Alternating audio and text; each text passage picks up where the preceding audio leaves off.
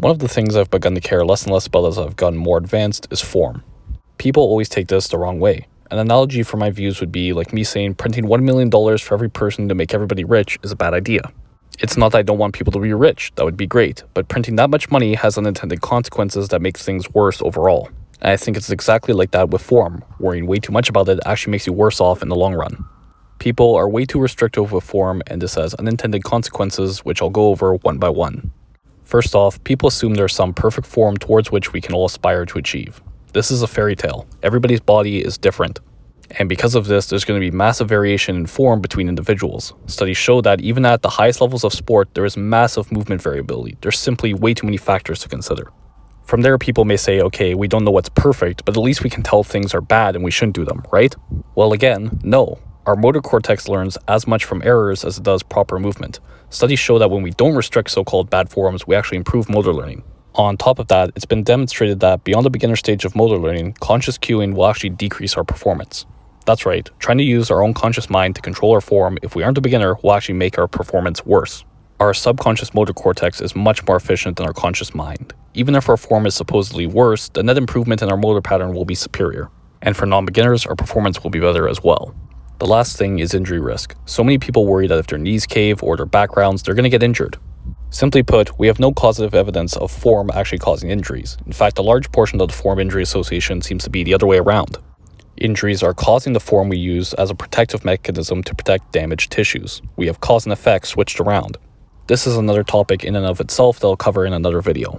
As it relates to this video, we've actually shown that being restrictive with form can increase injury risk. This is because recreating the same movement pattern over and over again overuses specific tissues, and load management seems to be the main factor in injuries.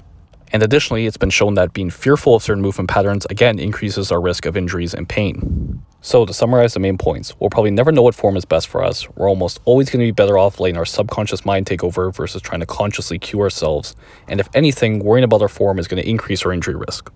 All that being taken together, does that mean we should never care about form ever? Keep in mind that my channel is more strength and powerlifting focused, but a massive caveat with this video is that hypertrophy training is a lot different.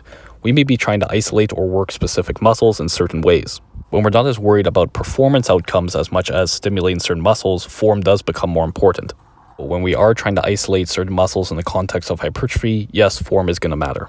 And recall that I said conscious cueing can improve performance in beginners. But I think we can subdivide certain skills on a lift into different parts, where we may be a beginner with some aspects of form but not others. Here's an example to make that more clear. Somebody may be able to deadlift 405, which is beyond the beginner level. They've got a solid motor pattern down at this point. However, they may have never learned how to pull the slack out of a barbell, or they might not have learned proper bracing. These are subskills of the deadlift which could be considered at a beginner level. Even when with deadlifts as a whole, they're not really a beginner.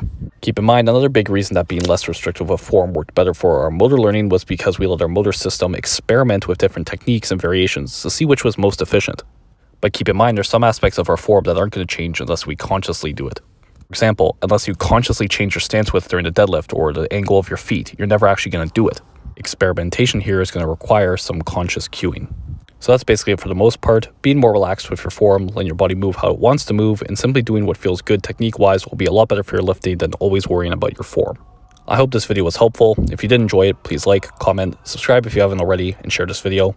Like I said before, these long videos have not done as well engagement-wise, which is why I've avoided them.